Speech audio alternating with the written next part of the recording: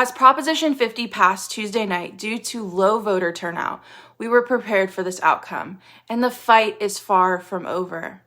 The next morning, the Dhillon Law Group filed a federal lawsuit challenging the new congressional maps on constitutional grounds, arguing that the maps were drawn using race-based criteria favoring Latino voters in violation of the Equal Protections Clause of the 14th and 15th Amendment to the U.S. Constitution. The lawsuit references the Supreme Court's limited exception, allowing race-conscious districting only when it's necessary to comply with the Voting Rights Act of 1965, specifically Section 2, which prohibits practicing that dilute minority voting power. Under the landmark 1986 case, Thornburg versus Jingles, the court created a three-part test known as the Jingles test to determine when a VRA remedy is justified, using the following. First, the compactness and size. The minority group must be large and geographically compact enough to form a majority in a single-member district. Second, the political cohesion. The minority group must vote cohesively for similar candidates. And third, the block voting by the majority. The majority group must vote as a block in a way that usually defeats the minority's preferred candidates. Because California has no single racial majority, and Latinos already form the largest share of voters and successfully elect their preferred candidate statewide, Dhillon Law Group argues that California cannot satisfy this test. Moreover, the suit contends that California's legislature and redistricting commission did not rely on any formal analysis showing a Section 2 violation or racial vote dilution before approving the maps. Without such evidence, the state cannot invoke the limited constitutional exception allowing race-based redistricting. Therefore, the lawsuit argues that Proposition 50's maps constitute an unconstitutional racial gerrymandering under the Equal Protections Clause, rather than a legitimate compliance measure under the Voting Rights Act. Now, how does this differ from prior lawsuits? Well, earlier lawsuits filed after the legislature passed the redistricting package were dismissed by the California Supreme Court without reaching the merits of the case. That's a state issue. This new suit is a federal case to be heard by a 3-judge panel of the U.S. District Court for the Central District of California, with any appeal going directly to the U.S. Supreme Court. Because the Dhillon's team claims involve racial gerrymandering under the 14th and 15th Amendment, the panel will likely treat this issue as constitutionally serious, which often weighs in favor of temporary relief, especially before candidate filing deadlines like December 19th. Now, here's the timeline for all this. The case was filed on November 5th. The 3-judge panel designation takes about a week. The initial responses are about 30 days, and the hearing is probably going to be set for early 2026. So the decision would be in spring and summer of 2026. So another big question is, can California quickly overturn a stay? Well, not directly, and here's how that process works. If the federal panel issues the stay, the state of California, through the Attorney General, can appeal directly to the U.S. Supreme Court under the United States Code 28, Section 1253.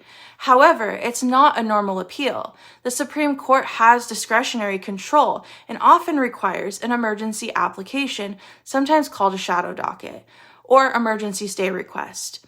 So while California can ask the Supreme Court to vacate the injunction, the court is not obligated to take it on. And if it does, the process usually takes days or weeks, not hours. What that means is the injunction would remain in effect unless the Supreme Court specifically steps in. California cannot quickly overturn the panel's decision on its own, and it must go through SCOTUS.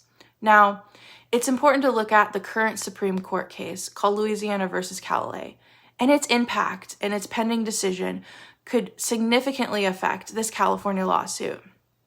Now, what Section 2 does of the VRA is it prohibits any voting practice or redistricting plan that results in the denial or abridgment of the right to vote on account of race or color, or a membership in the language minority group.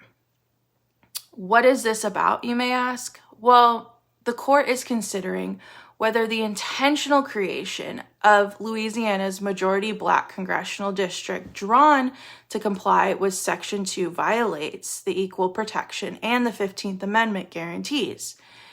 And why this matters for California is if Section 2 is overturned, the vote dilution claims under Section 2 vanish.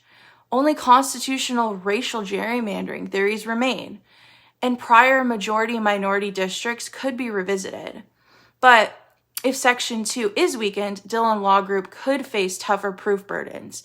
But they did state yesterday that they are prepared to change the direction of the case. So the focus shifts to whether race predominantly was used in line drawing. And the Dhillon Law Group's constitutional theory still proceeds. Now, if the court in Louisiana versus Callais limits or strikes down Section 2, it will effectively decide how much, if at all, states can consider race when drawing districts. That ruling will set the boundaries for what California can argue in defending Proposition 50's maps, and for what Dhillon Law Group must prove to show what they were doing was unconstitutional. The 14th and 15th Amendments were designed to guarantee equal citizenship and political participation without racial classifications. And drawing electoral lines based on assumptions about how individuals of a certain race will vote undermines that principle and the constitutional commandment that every citizen's vote carries equal weight. And at its core, this legal battle is about how far the government can go in using race to shape political power. For decades, the Voting Rights Act of 1965, especially Section 2, has allowed states to consider race when drawing voting districts, but only to fix proven racial discrimination in voting. The Supreme Court's Thornburg versus Jingles decision created a framework for when that's allowed, requiring real evidence that minority voters are being blocked from electing candidates of their choice. And the Dhillon Law Group's lawsuit argues that California skips that analysis. It claims the state used race first and asked legal questions later, creating districts designated around Latino ethnicity without first proving any underlying problem of racial exclusion. This violates the Equal Protection Clause of the 14th Amendment, which demands that the law treats all citizens equally, and that the state avoid racial classifications unless absolutely necessary. At the same time, the Supreme Court's upcoming ruling in Louisiana versus Callais could rewrite the national rulebook on this issue.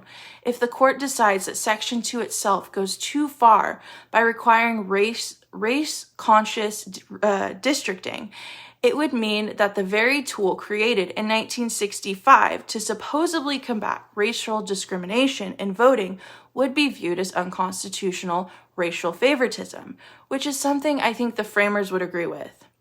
That outcome would transform redistricting law across the country, limiting when and how race could ever be used in drawing political maps. Ultimately, I do not believe the framers of our Constitution and the authors of the amendments that followed ever intended for race to be the deciding factor in how America is represented. The promise of equal protection was meant to guarantee that every citizen's vote carries the same weight, not to divide voters into racial categories. True equality under the law means not judging by the color of their skin. The courts now have the opportunity and the responsibility to reaffirm that fundamental principle. So all this being said, Prop 50 is far from over. This battle has only just begun.